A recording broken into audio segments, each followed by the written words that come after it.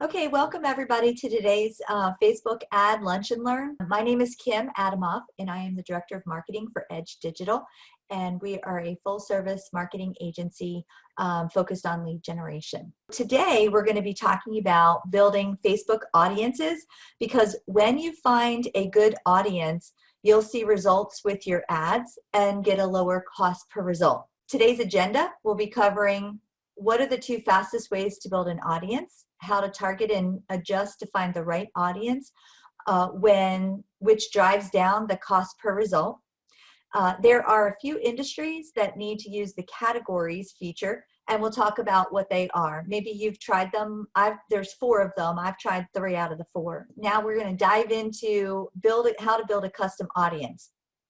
So I did mention that there are the 2 fastest ways to build an audience, and I'm going to first assume that everybody has their Facebook pixel code installed on their website, because that is the very first step for building an audience.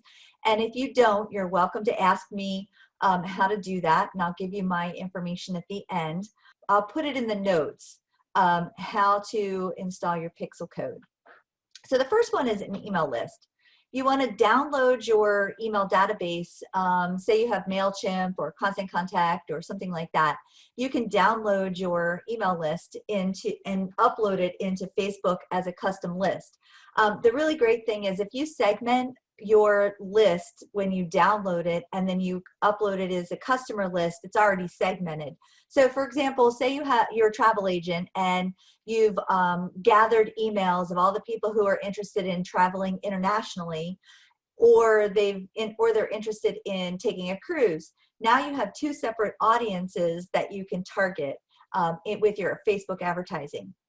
So Facebook matches the profiles using identifiers, and that's going to be email, phone number, their name and address. But you have to have a name email or a name phone number for Facebook to actually find Facebook profiles and put them into your custom audience. So keep that in mind when you're uploading. There is a template that they provide, and I will put that in the notes also, that you can use when you download your list off of, say, MailChimp.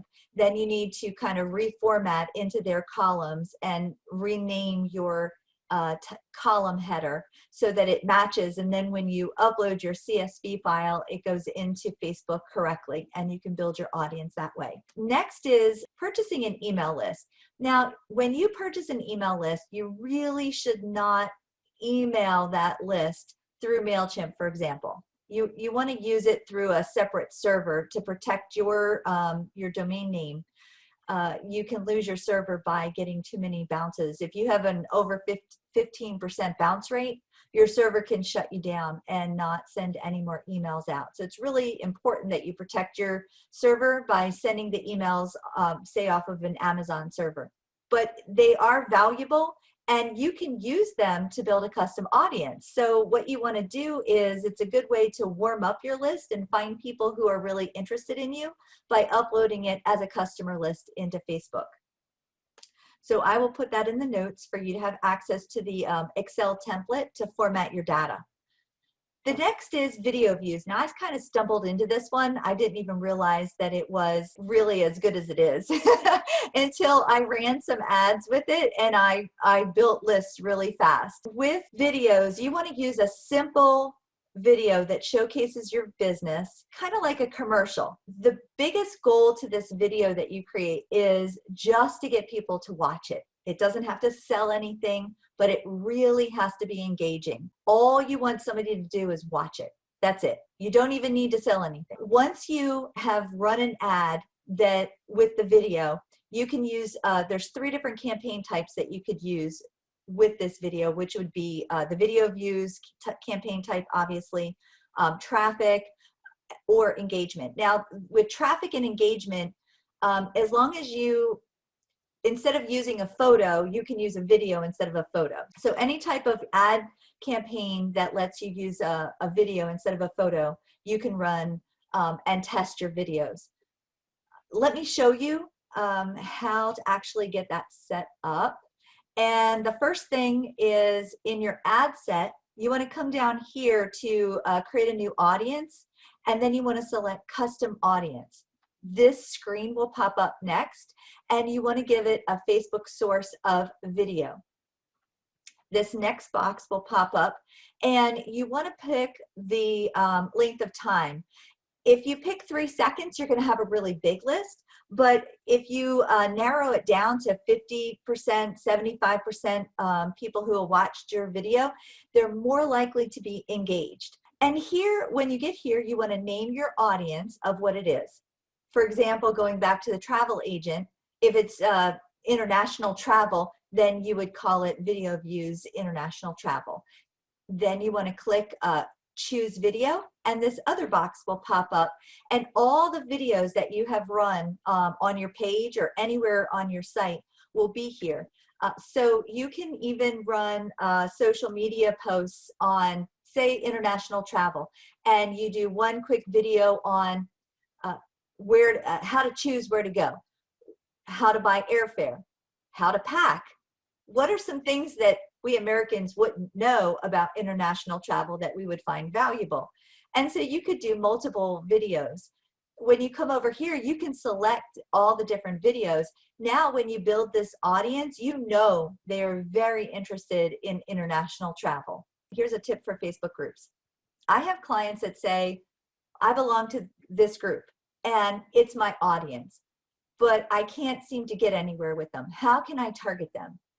This is a tough one. You can't run ads to Facebook groups. However, if the moderator lets you post a video, some do, some don't, but if they let you post a video, as long as it's educational, like don't try and sell anything here. The goal is just to be able to post a video in the Facebook groups and let people watch it. So something very educational and interesting.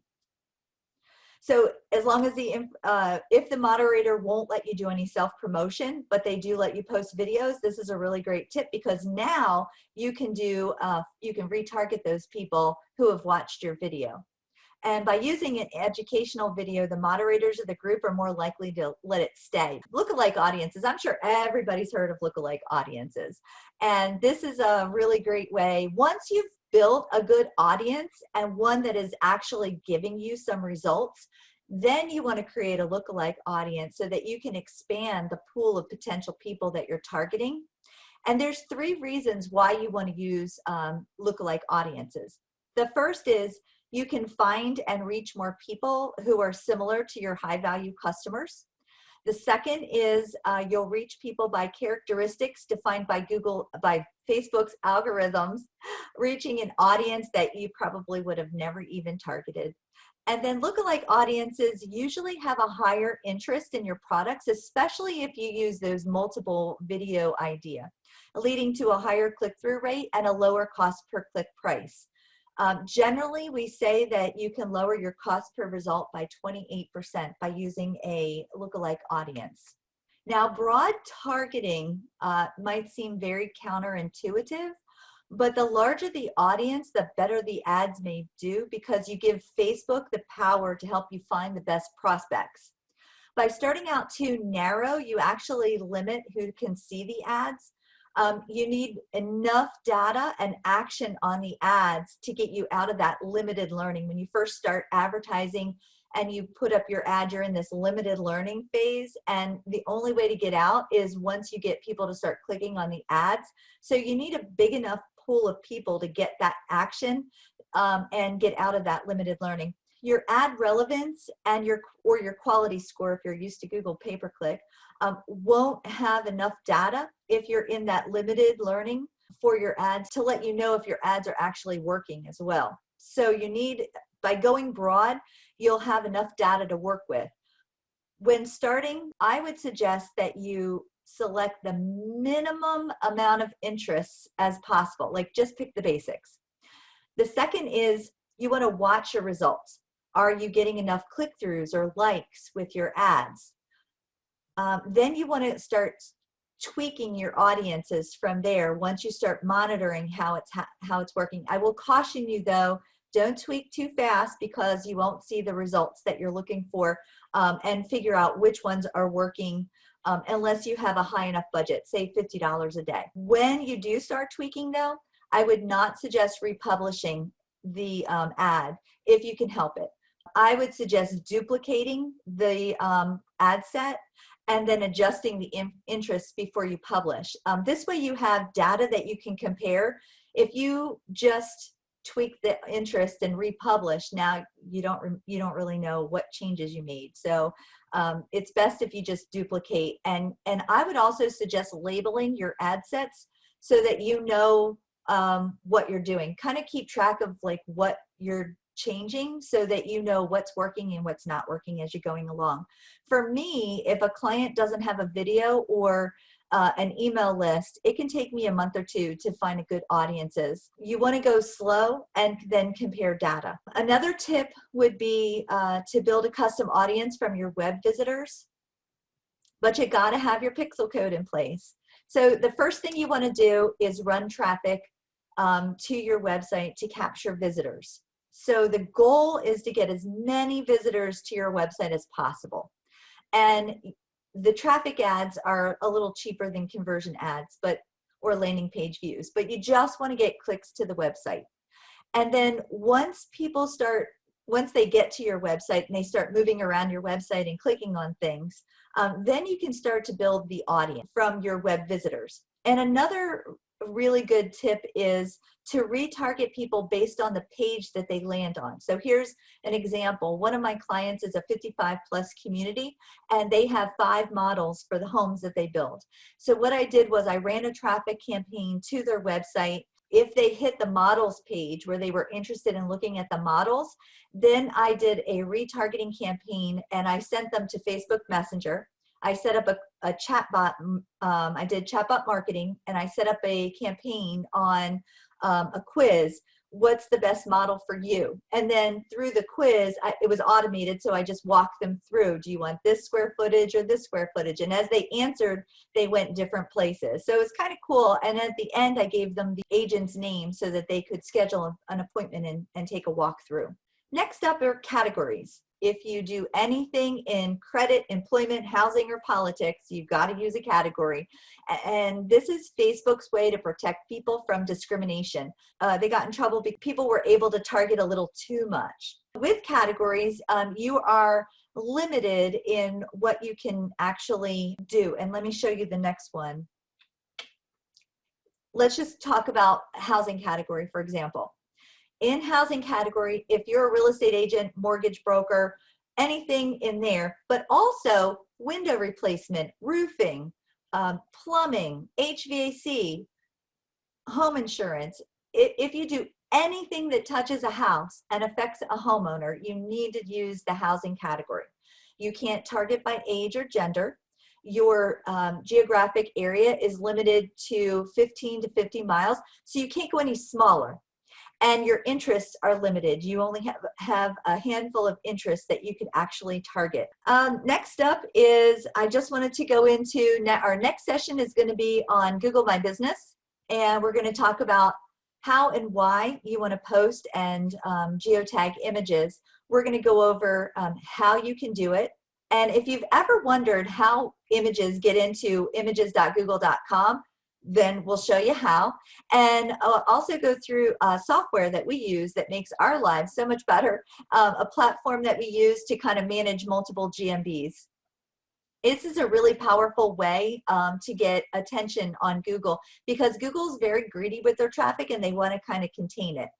So they're more likely to show your information if you're going to keep them on Google than they are to send them off site. And we're also going to be doing a free webinar on optimizing your website for lead conversions. And this is some of the things that we do with our clients.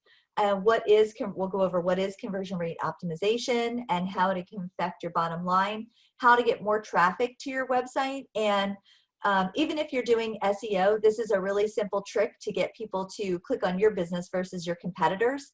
And then we'll go over the 6 underrated but effective conversion rate optimization techniques that we found to be useful, and then how to infuse know, like, and trust into your website to get that sales opportunity.